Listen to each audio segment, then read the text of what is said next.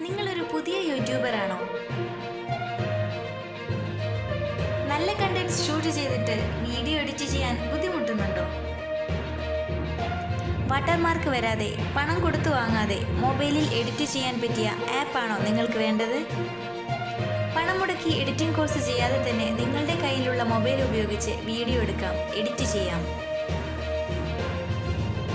Free video editing app four mobiles.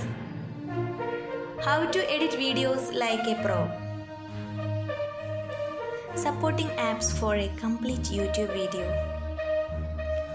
How to edit a video in a mobile app without professional experience by using a low budget mobile.